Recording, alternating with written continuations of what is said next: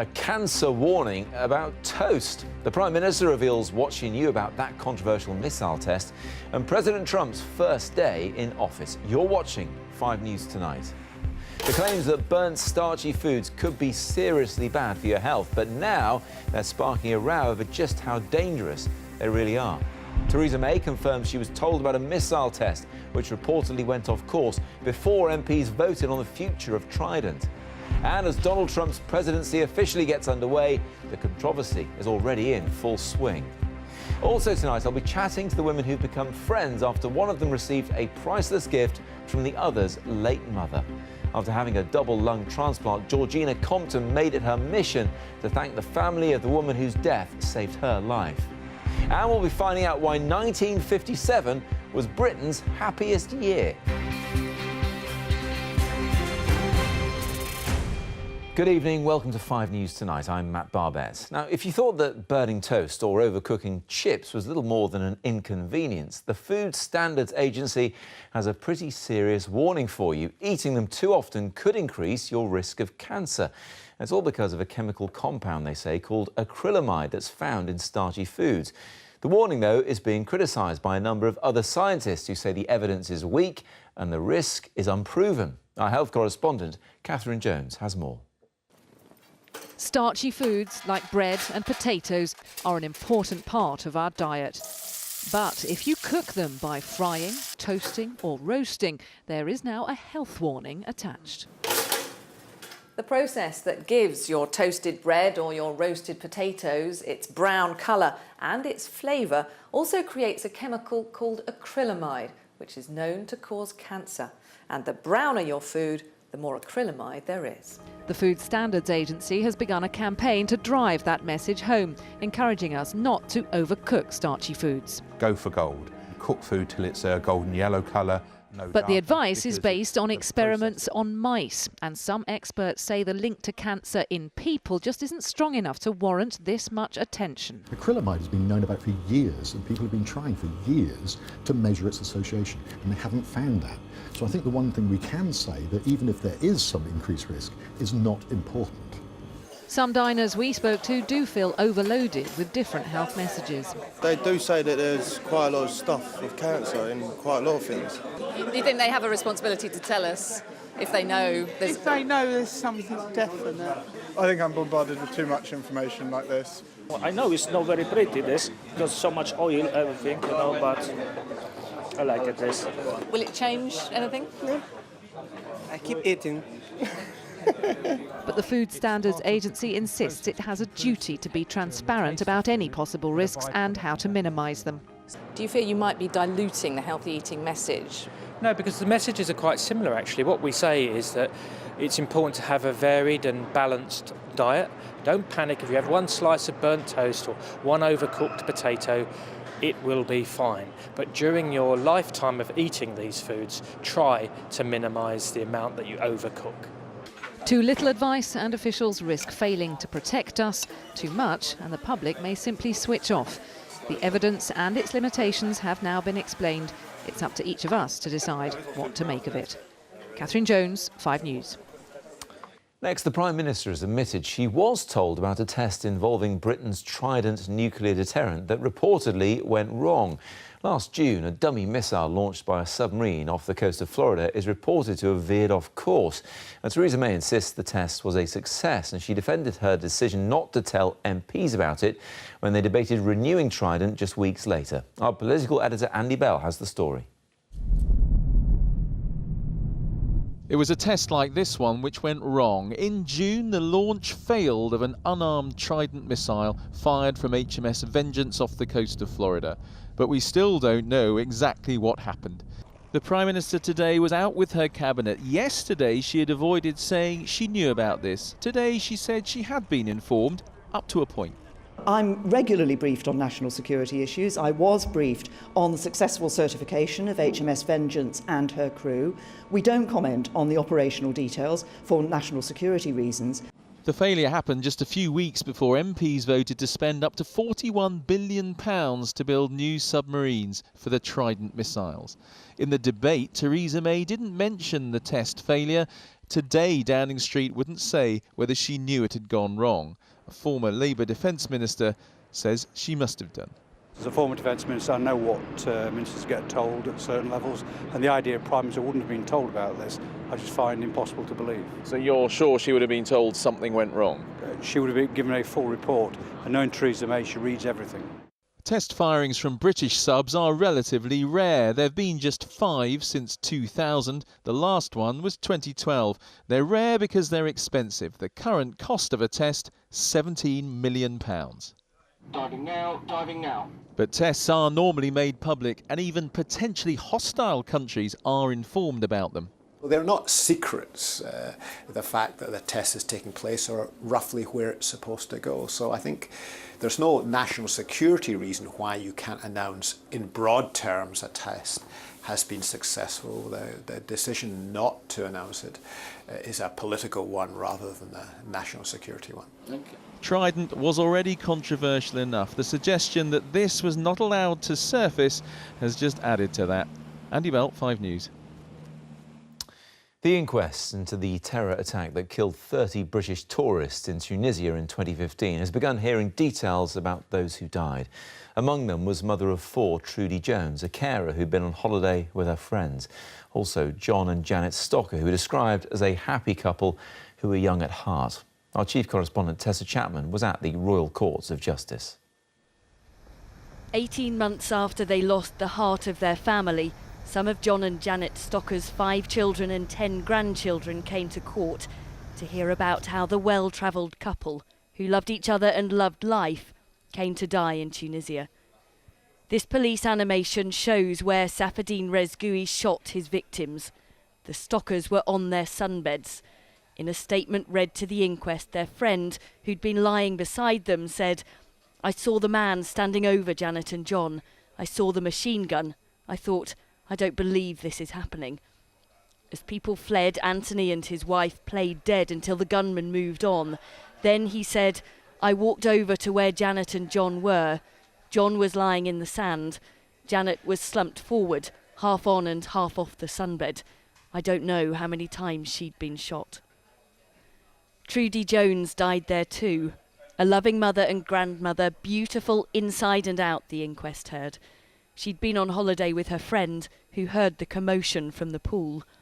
"I wanted to run towards the beach to check on Trudy," she said, "but people were running towards me, shouting, 'Go, go.' I started to run towards the hotel with the crowds of people." Later, Carol had to identify her friend's body. She recognised the glittery nail varnish on her toes, an image that will stay with her, like her memory of the gunman. The witness statements all described the attacker as a man dressed in black, holding a machine gun. They said he was calm, seemed familiar with the hotel, and knew exactly where he wanted to go. One eyewitness said he looked a bit like a dummy, like he was doing a normal job as he sprayed bullets and people dropped to the floor. Another survivor described Rezgui firing a shot at close range, like an execution. There will be more distressing testimony in the days to come, as all 30 of his British victims are remembered in turn. Tessa Chapman, 5 News. Now, a mother whose newborn son died from an infection he caught at birth is calling on the government to introduce tests for all pregnant mums. Edward Padden Bramley was only 9 days old when he died from Group B strep, or GBS. Now, it's a bacteria carried by a quarter of women that can be passed on to babies during labour. 1 in 10 newborns who contract the infection will die from it. Another 1 in 5 are left with disabilities. And today, Fiona Padden handed a petition to the Department of Health calling on them to introduce routine testing for the infection on all pregnant women. And Fiona, how many people signed your petition?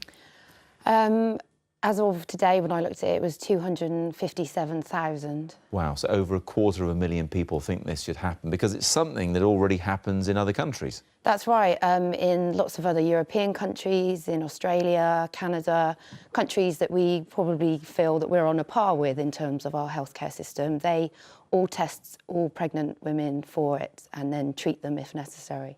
Now, you handed the petition into the Department of Health. It's the UK National Screening Committee that decides ultimately on this sort of thing, and they're aware of this test, but they've given us a statement saying the last review by the expert screening committee did not recommend a national screening programme, as the test currently available is unable to distinguish between women whose babies will be affected and those who won't. So as a result, they say many thousands of women would unnecessarily receive intravenous antibiotics during labour, and the consequences of this are unknown. The committee, though, is currently reviewing that recommendation. So I guess the question is, you think it's worth 80% of pregnant women unnecessarily ultimately having antibiotics to save 20% of babies who could be affected by GBS? Well, I think that's right. You know, the difficulty is where is the 80% and where is the 20%? You know, which pregnant woman saying, being given the choice, do you want to take a 20% chance that you'll be okay, or do you want to have the test and find out and have the antibiotics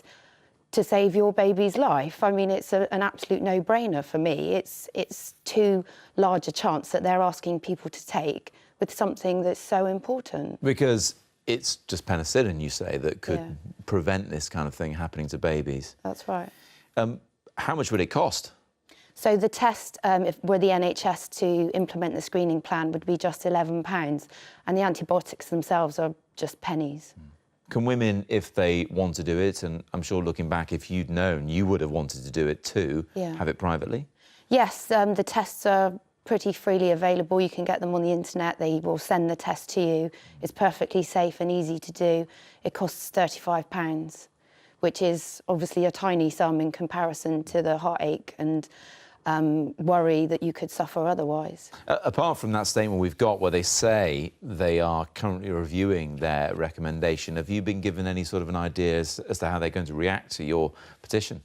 So there's currently a public consultation which is open. It closes this Wednesday, actually, and the consultation so far carries on the continued system that's currently in place. So they're still not recommending the screening to be put into place, which is just a terrible missed opportunity to actually put this in place. I guess in the meantime, though, Fiona, in Edward's name, you're raising more awareness of GBS, whereas a lot of women, a lot of parents-to-be will be completely unaware of it. That's right. I'd never heard of GBS until I woke up from having my caesarean to be told my son was fighting for his life because of the infection.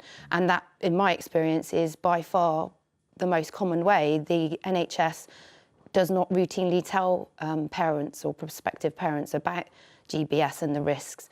And if that information was given, even if they don't want to implement the tests, if they simply gave that information to all pregnant mothers, they could then make the choice about having the test if they want to, and then have the antibiotics if necessary. OK, thank you so much for coming in. Thanks.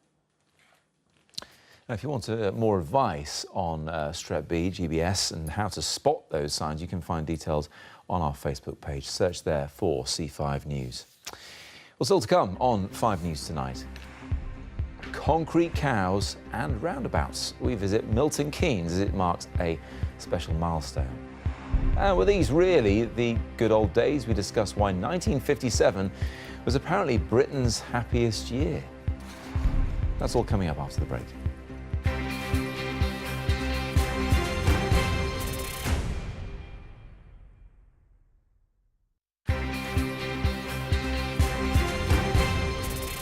Welcome back. You're watching 5 News Tonight. Donald Trump has been meeting business leaders as he begins his first full working week as US president. But it's his inauguration and how many people were there to watch it that has been hitting the headlines. At his first press conference on Saturday, the White House's official spokesman launched an extraordinary tirade against journalists who reported that Mr. Trump's crowd was smaller than Barack Obama's 8 years ago. Julian Drucker has more. He was voted in, vowing to make America great again. So today, on his first full day as president, Donald Trump met US business leaders. And he outlined how he plans to restore so much of the manufacturing the country has lost. We want to start making our products again. We don't want to bring them in, we want to make them here. And that doesn't mean we don't trade, because we do trade. But we want to make our products here. He also threatened companies that move their manufacturing out of the US with a border tax. This may be officially day one of the Trump era, but so much has happened since Friday's inauguration. This is what democracy looks like! This is what democracy looks like! The weekend's protests in Washington, where women marched in their hundreds of thousands. A bizarre row over the size of the crowd at the inauguration, as the White House press secretary condemned the press. This was the largest audience to ever witness an inauguration, period. These attempts to lessen the enthusiasm of the inauguration are shameful and wrong. As many accused Sean Spicer of lying, President Trump's top aide gave this unusually worded response. Giving Sean Spicer, our press secretary, gave alternative facts to that. But the point remains. Wait a minute. Alternative facts? Alternative facts, 4 of the 5 facts he uttered. But aside from the wranglings over facts and falsehoods, America is undergoing a profound change.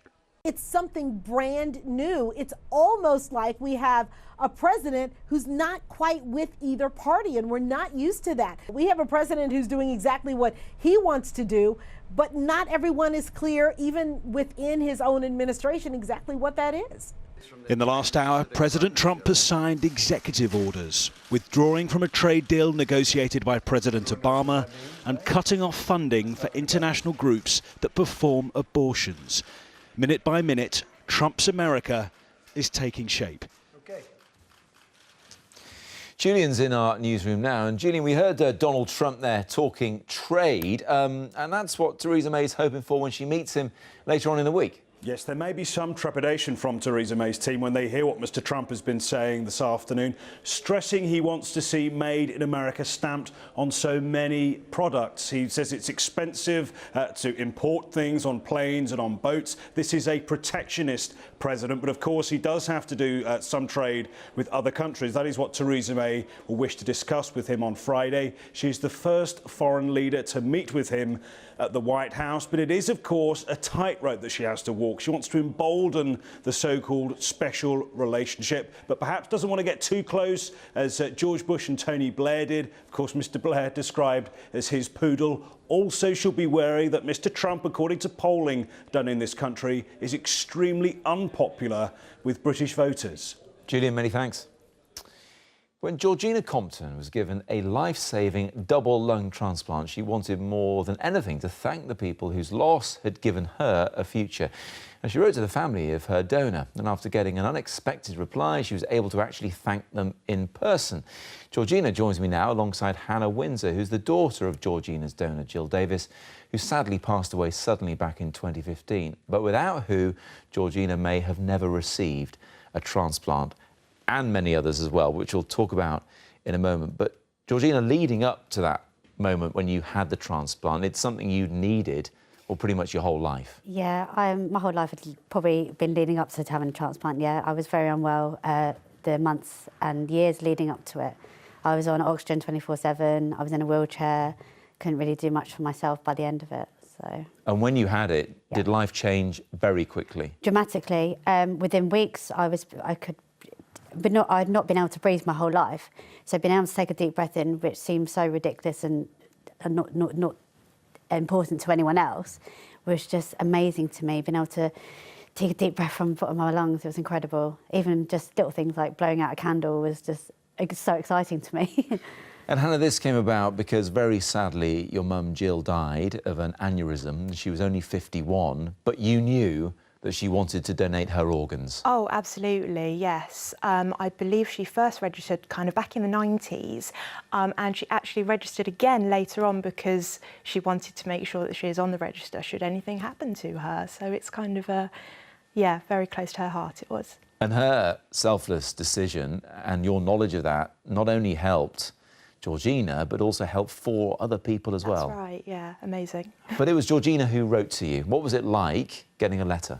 It was overwhelming, really. My dad showed me the letter back in January of last year, and it was incredible, really, to hear what a difference it had made to her life. Like she says, things that we take for granted, just going for a walk or just being able to breathe normally, like we don't even think about, was a struggle. And my mum has helped her to live her life as we all know it.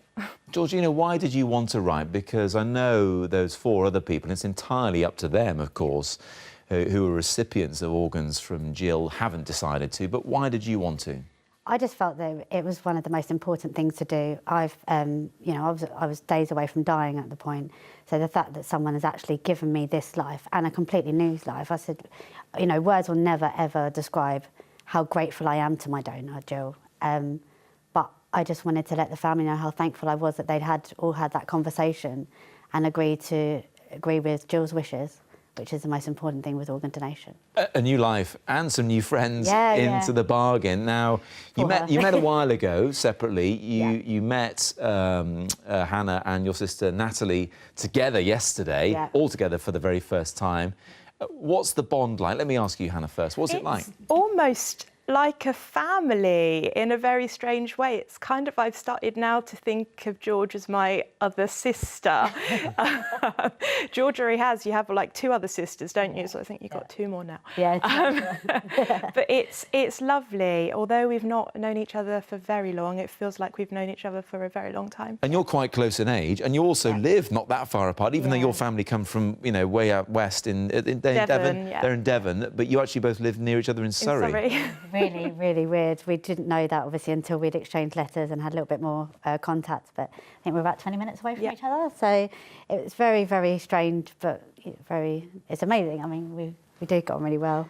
And look, no one can really appreciate the emotions and the feelings that go through your mind at times like this.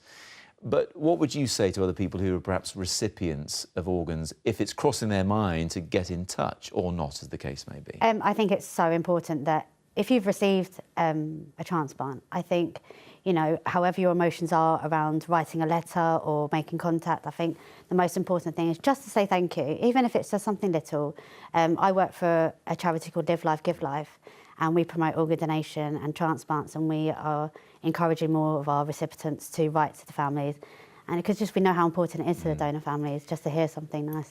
Really pleased you could both come in and talk to me. Oh, thank you. And then you can see how firm that friendship already is. Yeah.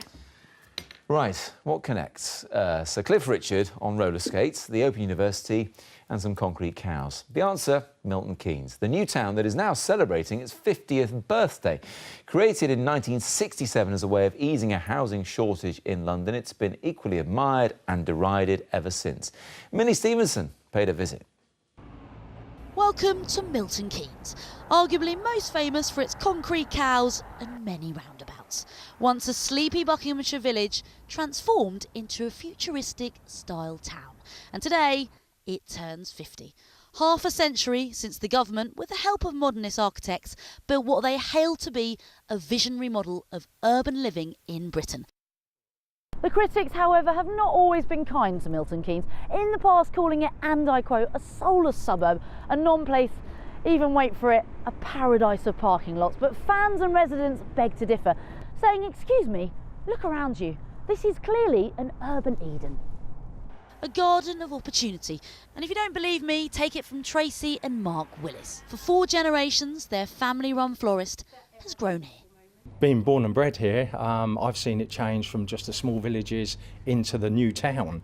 And people from the outside, they tend to see, oh, it's all sterile, there's no community spirit, but it's completely different. You've got the walks, the countryside, the parks, the lakes, you know, it's just lovely.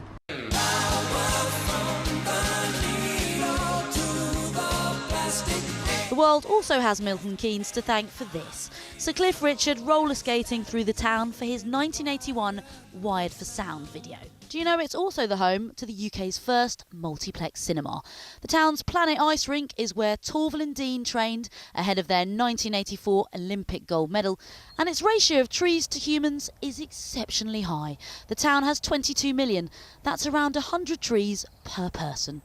As the mayor plants another one on its birthday, we asked the future generation to tell us their favourite things about their 50-year-old town. I like all the places you can have fun with your family. That it's always growing. It's like, it's never, okay, we're going to break for a year, we're not going to do anything else. Today, the town, which was once hailed as the future, now looks back at half a century of history. Minnie Stevenson, 5 News. Now, you might think that life in Britain right now is better than it was for previous generations, but new research has revealed that Britain was at its happiest exactly 60 years ago. In fact, it turns out that when the then Prime Minister Harold Macmillan gave his speech back in 1957, he was spot on. Go around the country, go to the industrial towns, or go to the farm, and you will see such a state of prosperity as we have never had in my lifetime, nor indeed ever in the history of this country.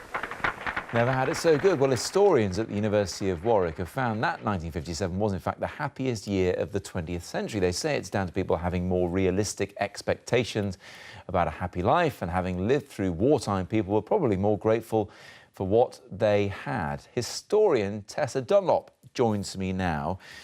People worked longer, most of them had no central heating, everything was in black and white, the swinging 60s was still 3 years away. Why 57, do you think? Well, there's an interesting collision of events, but I think often the mistake we make when we're looking at the well-being of the individual is to look at the top-line events. For instance, we've just had the Suez Crisis. Britain's on sort of the edge of the imperial abyss. You know, we're no longer a big player, we're yesterday's man, but that doesn't impact on our sense of well-being, interestingly, especially not then when you don't have rolling news. You're lucky if you've got a television set. You've got the magic sprinkling of technology. So you've got the housewife, because this was quite a regressive decade for women's lib. Right. But interestingly, that might be connected, and I hate to say this to all feminists, including myself, it's disappointing, but this conventional division between a man's role and a woman's role, which really had its final hurrah in the 50s, tied in with, oh, my darling, I've brought you home a refrigerator. You know, what a privilege to have a refrigerator.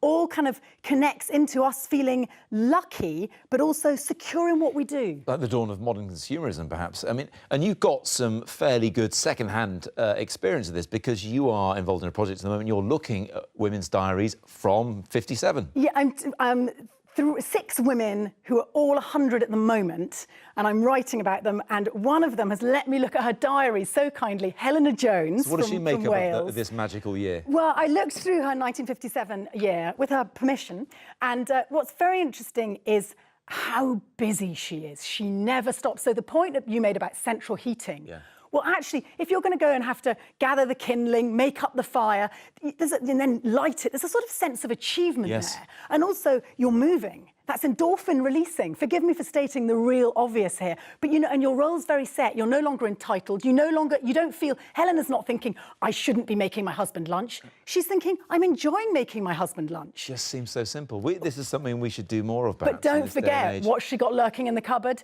2 teenagers who have got an eye on what they think they should be getting in the next generation. Lennon and McCartney met in 57 for the first time. Tessa, thanks for that. Lovely to see you. And that's it from us. I'll see you tomorrow. Bye-bye.